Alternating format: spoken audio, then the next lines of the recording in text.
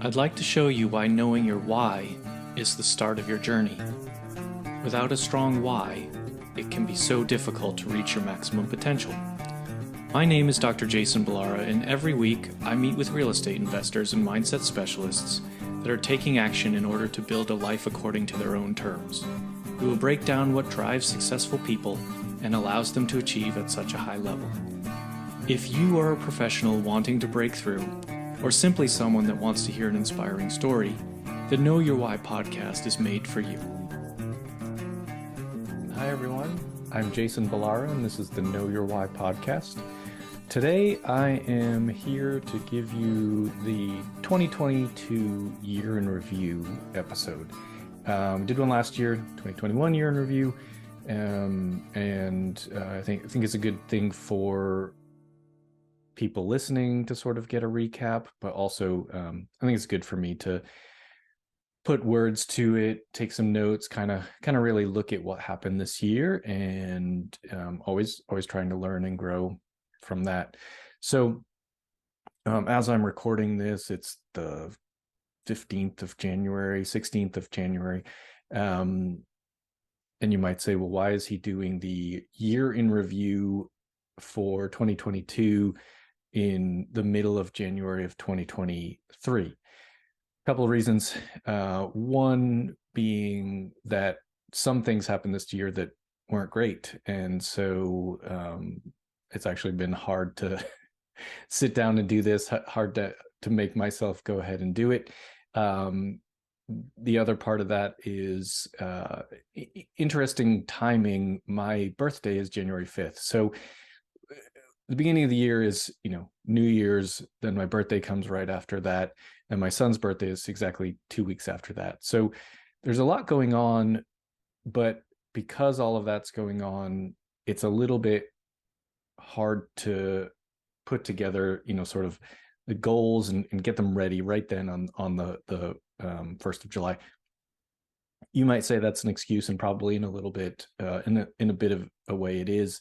But what really, the other part of it to me is I really hate New Year's resolutions. And so to come out and say on January 1st, this is what I'm doing this year, I'm ready, new year, new me.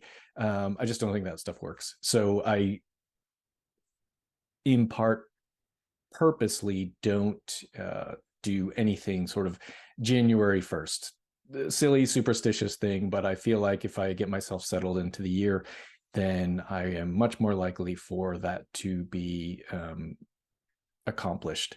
And a final reason there is this year, coming up with goals has been a little bit maybe harder than normal, and I'll get into why that is. So 2022 started off really quite well, closed the first two deals, the first two syndications as the primary sponsor in late December of 2021. So yes, those were 2021 accomplishments, but really kind of kicked off the year well, and created momentum, allowed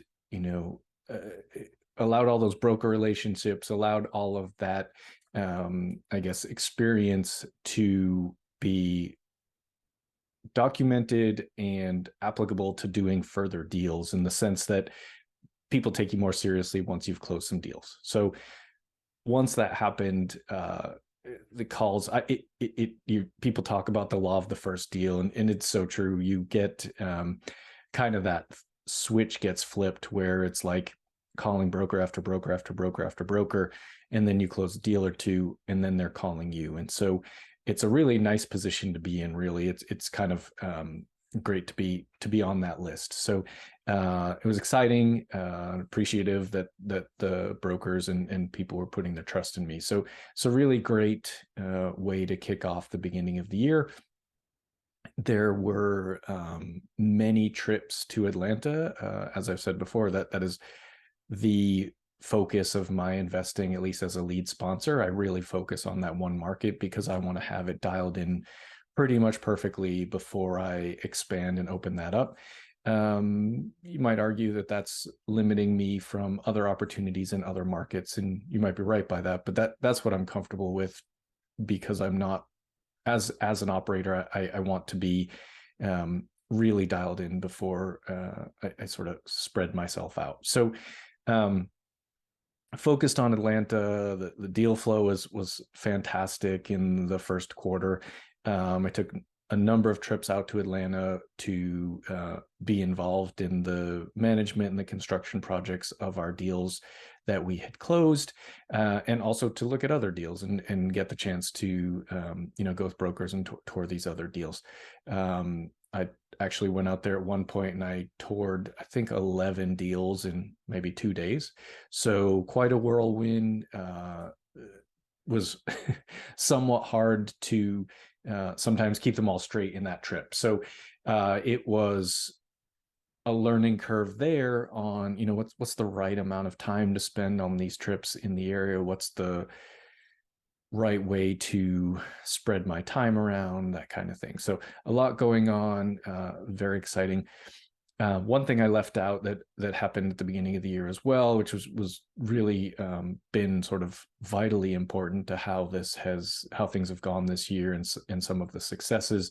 I hired my first employee, the first Lark Capital employee. We hired an assistant.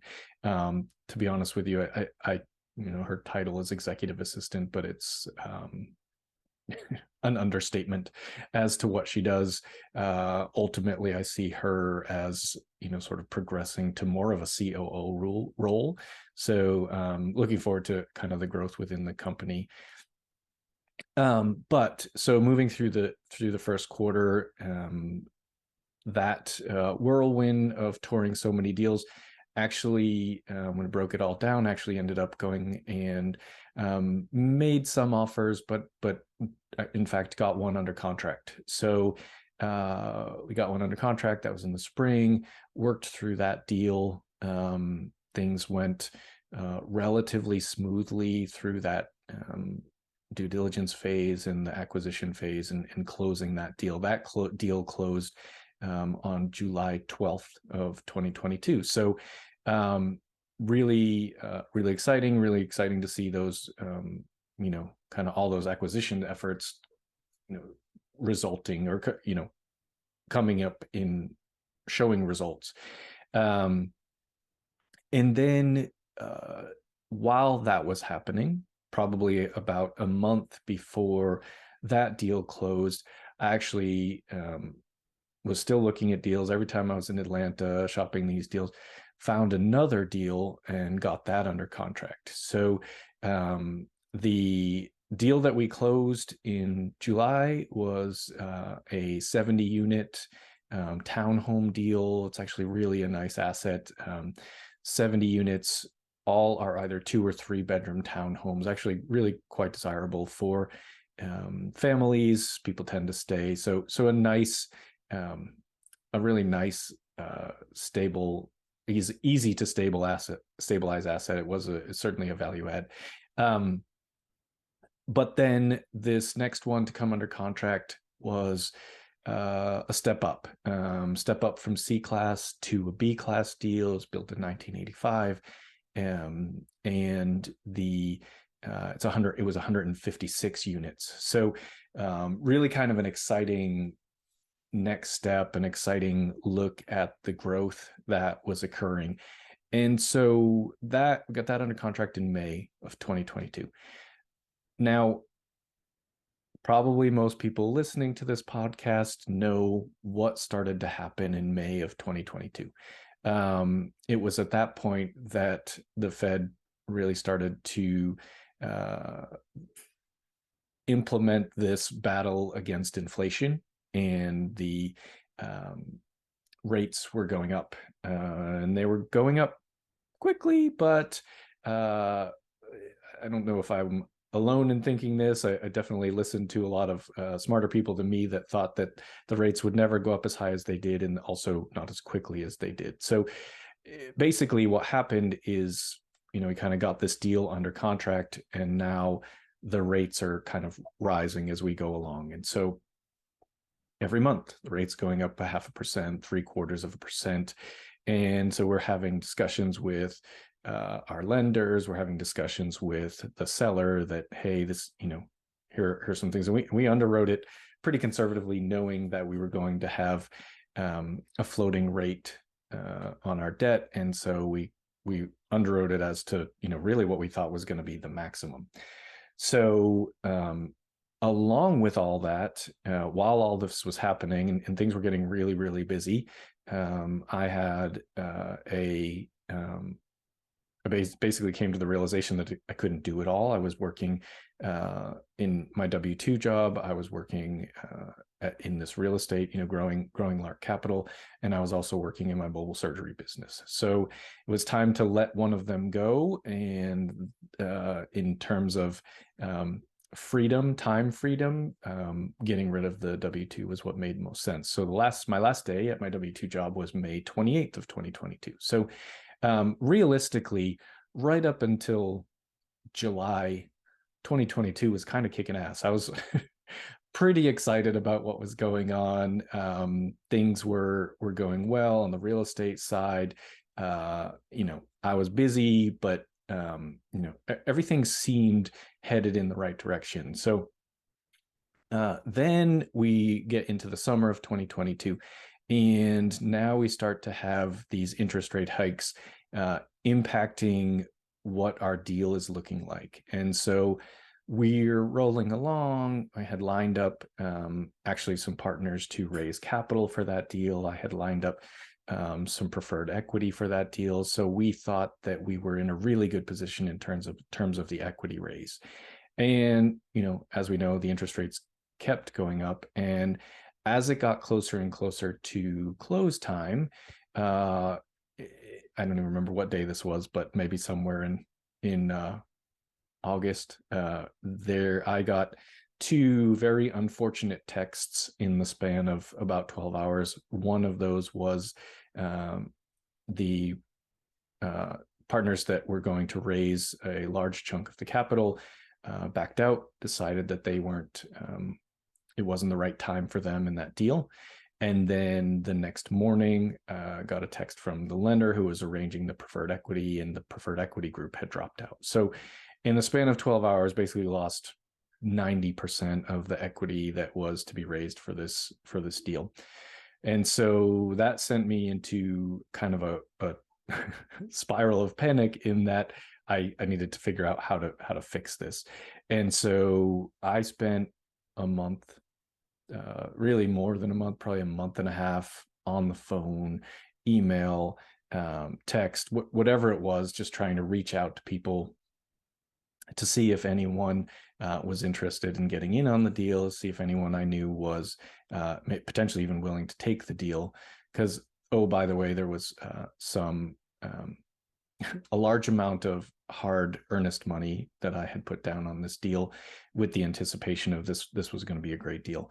So long story short, kind of went through, and I contacted anyone I could think of, and some of those people gave me even more contacts, and I tried every angle I could to get the deal back on track. And unfortunately, at the end of the day, it was not going to work at where the rates had come, and the seller was unwilling to reduce the price. So essentially came to an impasse, and we were unable to proceed with that deal.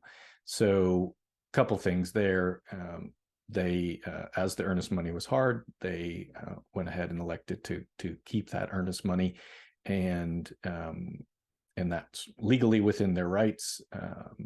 We could have a debate about whether or not morally that's what you should do. Certainly not how I would do business, but it is what it is. It's legally within their rights. And then the other part of this was not just losing the money, but losing my confidence, losing my, I guess, belief in myself to be able to do this. What did I, you get all those questions. What did I do wrong? I had, was pretty dark for a while. I let my family down. I let, everybody down. Now, the money I lost in those deposits and fees was not investor money. So I think that's an important thing to point out here. When we go through getting these deals under contract, there's a lot of risk in the beginning. And so, sometimes you might think that investors may not be happy with the fees, the acquisition fees in particular, that are paid to the sponsors, the general partnership. But the reality is that that's the reason, right? So those acquisition fees are in a lot of ways a risk fee. And so what you put up in terms of capital in the beginning, what you put up in terms of time, what you put up in terms of risk while trying to get these deals under contract is quite a bit. It's quite a bit of time, it's quite a bit of money, and it's quite a bit of risk. And we got, sort of caught in a storm here created by the interest rate hikes. So we lost that deal, we lost the earnest money. And like I said, I was in a pretty dark place at that point. So it took some working through that on my end, sort of emotionally to and confidence wise to really know, how to move forward. But to be frank, that wasn't the worst thing that happened in 2022. In November, I lost my grandmother, my mother's mother, and she, family's complicated, and there's, people have different family dynamics and things like that. But my grandmother was someone in my life who was like a second mother to me, and who I always associate with joy. All of my good childhood memories, all of, I mean, really all of them, are, almost always related to my grandmother, or being at her house, and family Christmases, family holidays, that sort of thing. So that was tough. That was a really tough time, and it was tough to kind of see her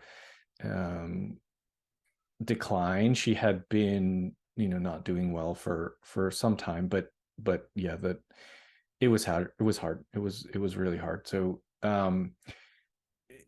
that was, like I said, in November. I really spent most of November and December sort of involved in asset management for the deals that we have under contract. We obviously can't let the investors down, but in a lot of ways, outside of doing that, it was hard. It was a bit of a recovery time for me.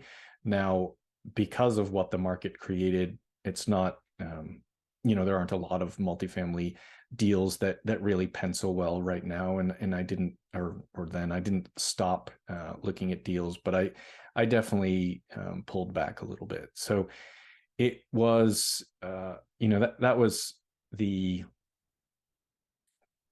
hardest time for me in, relation to, not necessarily the hardest time in my life, but the hardest time certainly I faced in this, kind of journey into real estate. And not it was hardest because there was both professional and personal loss that was a challenge. So that's maybe a good explanation as to why this 2022 year in review podcast is just happening right now.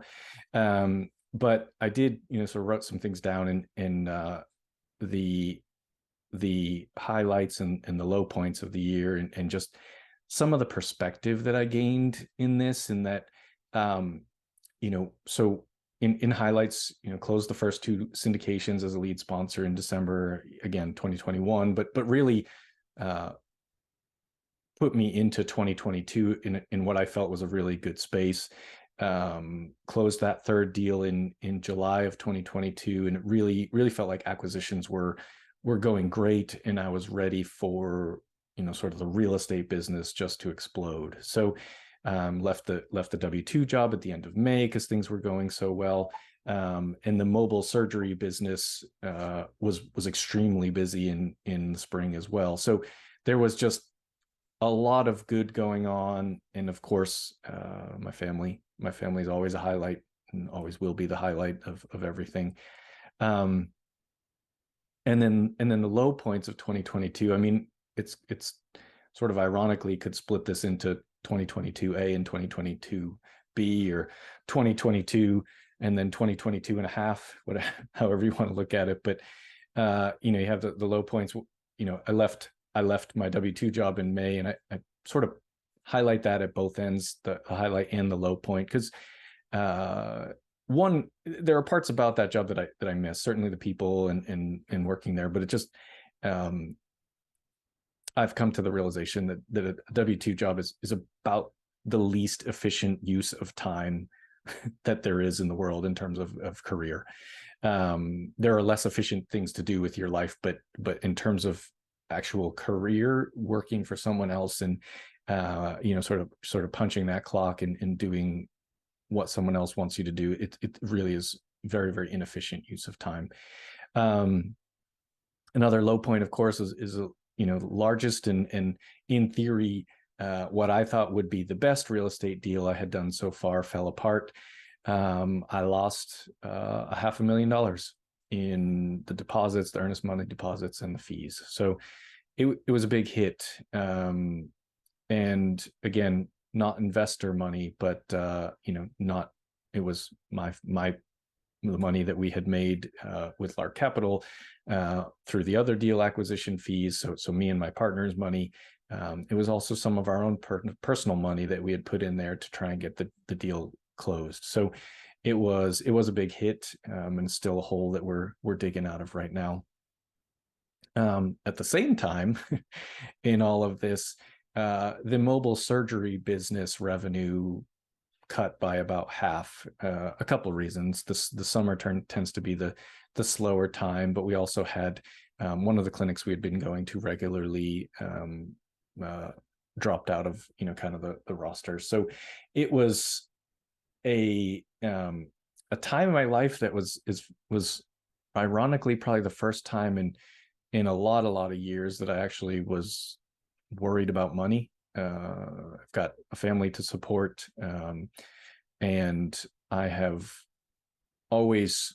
know that I'll do what I need to do and to take care of them. That's not a problem, but I hadn't had to worry like that, like I have for these last few months until then. And it's interesting because I grew up without money, so I know I did plenty of worrying about money when I was younger, but really worked very hard to dig out of that. So it's an uncomfortable position to be in, but I would say, you gotta give yourself a minute to absorb it, process it all, and kind of get out of that darkness and then figure out how to move forward. So I think, I did try to look at this from the perspective of perspective. What did I learn? What did I learn this year? And if you want to say anything about 2022, is I learned a lot. I learned a lot tactically on acquisitions, on asset management, and I learned a lot on running a business. I learned a lot that about systems are important, things like that. So I would say perspective is probably my word for 2022. I'd say some of the things I did learn. You have perspective being key in the highs and the lows, right? So when things are going really, really well, what's your perspective?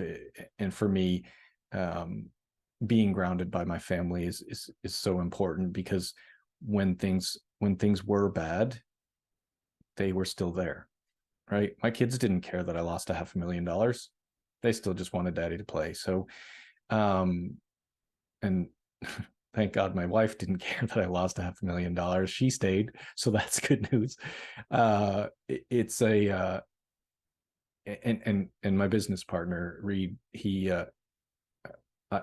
I told him and what happened, and he's very much a silent partner in Lark, but a sounding board. And so I told him what happened, and I didn't realize how hard that was going to be. I didn't realize how hard that conversation was going to be for me.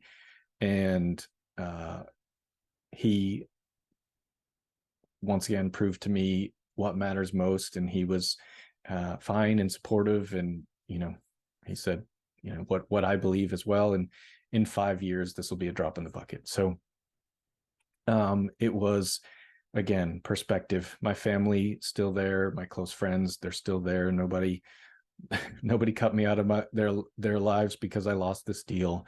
My support system is kind of crazy strong. I so much I didn't realize, and I'm thankful for the support system that I have found within the real estate world,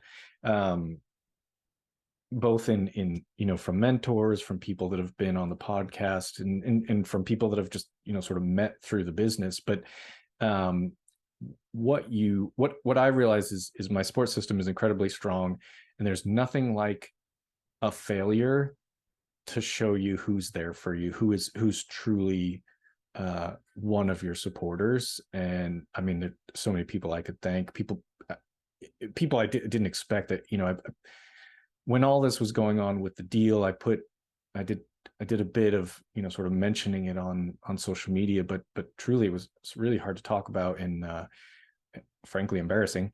You don't want to admit to your failures on a space that anyone can see, but I had people reach out to me that I thought they were gracious enough to be a guest on my podcast, and they saw what I was saying, and reached out. How can I help? What? And I mean, and it wasn't just words. People really did try. And I will forever be appreciative that mentors that came through and tried to help with the deal in so many different ways. It's just kind of, it was very defining to see who is there for you, who is not. And I very much plan to take that away from this, and that I, going forward, will do deals with people I want to do deals with. That's it. It just based on, and it'll be based on the idea of working well together, and because it doesn't matter. Like, the money is a tool, but if you're not enjoying it, then you've just kind of created another job that you are kind of in that rat race. So it's just a lot of things, like I said, a lot of perspective, a lot of how is this going to look for me going forward. And frankly, I still haven't figured it out. I still haven't figured out exactly. That's another, sort of brings me back to this, why this 2022 year in review is happening now. It's because one of the, new year, set all your goals and things like that. Well, as I mentioned before, I don't like to do that, sort of January 1st thing. I typically do a lot of thinking, writing, sort of gathering my thoughts on my goals for the year, in between the 1st and my birthday, and then start to really put things in place. I also attended the Brendan Turner just did a goals retreat webinar, which was pretty cool. So I did that, I think, on the 11th. So there was a lot of reasons, but ultimately, one of the big reasons, to be honest, is the last couple of years I've had in my goals was to close on 250 units in the year. And I did that the first year. I did that in 2021. And I was in line to do that in 2022 plus some, in heading into that summer. And so that didn't happen. That didn't happen at all. closed the 70-unit townhome, and that's the only deal I was able to close this year. It doesn't feel good to say that, but again, going back to perspective, it's at the end of the day, is that really what's most important? A unit count? There are a lot of areas of life to set goals in, and so I think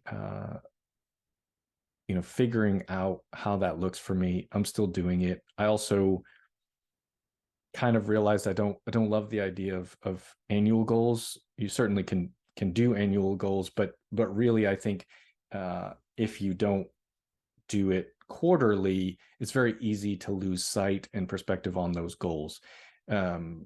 Meaning, if I want to close, if I said I want to close 250 units and have closed 250 units by April, do I just stop working that year? Or the opposite is, if I haven't closed 250 units by December, but is that year a failure? It's just a hard definition, I think, to come across. It's do I feel successful in what I've done? So I'm still figuring out what the real estate goals are for this year. I have a lot of other goals, specifically, sort of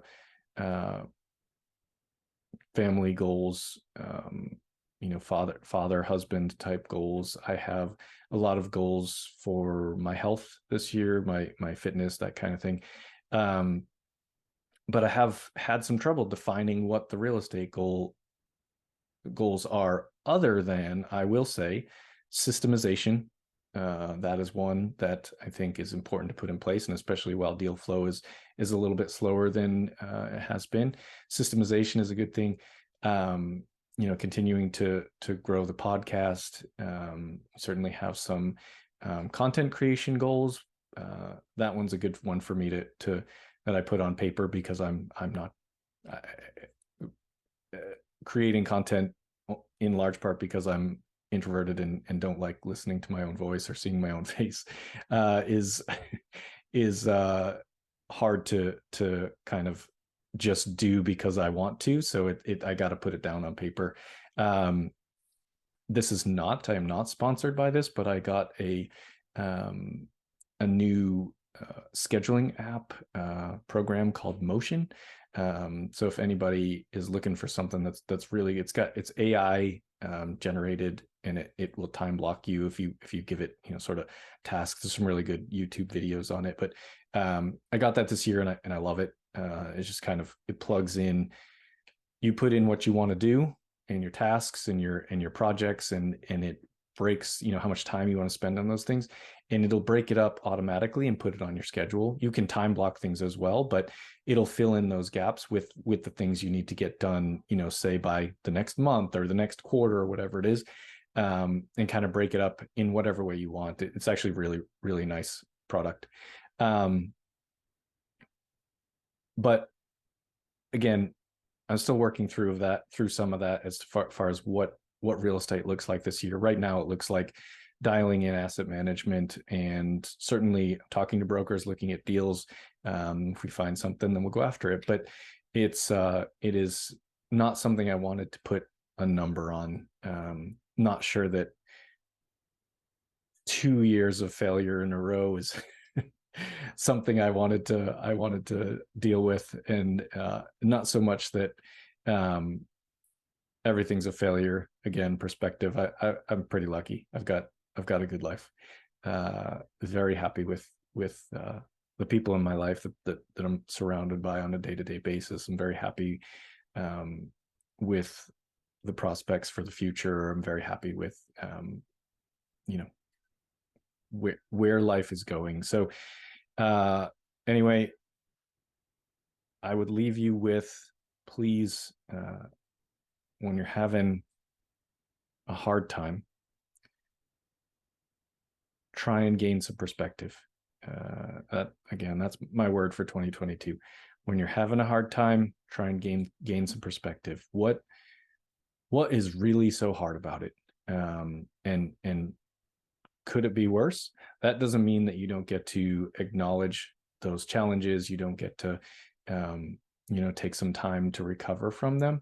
but take some time and then move on, and then realize that's a part of your story.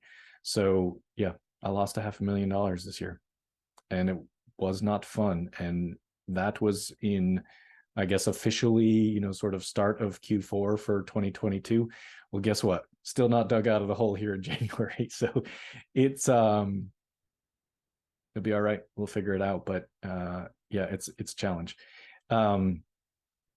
Perspective. All right. Well, thanks everyone. I do hope you have a great year. Please feel free to reach out if you're going through any challenges. Please, I'm happy to talk about it. Happy to see where I can help. If you're having a whole lot of wins, celebrate them. Take a minute. Really recognize your accomplishments. Because there are wins amongst the losses. There are victories amongst the failures, and I think recognizing those is sometimes hard for people that are driven. Certainly very hard for me. So thanks for listening. Hope you're enjoying the podcast. We've had so many good guests. Just really enjoy those conversations. But yeah, reach out if you want to talk. Reach out if there's anything I can help you with. Reach out if you'd like to invest. We'll find you some deals. And thank you for listening. And hopefully you like the podcast. And if you do, please go ahead and like, rate, and review, because we are really getting great guests, and I love to continue that trend. Okay, have a great day, everyone, and have a great 2023. I'd like to show you why knowing your why is the start of your journey. Without a strong why, it can be so difficult to reach your maximum potential. My name is Dr. Jason Balara, and every week I meet with real estate investors and mindset specialists that are taking action in order to build a life according to their own terms. We will break down what drives successful people and allows them to achieve at such a high level. If you are a professional wanting to break through, or simply someone that wants to hear an inspiring story, the Know Your Why podcast is made for you.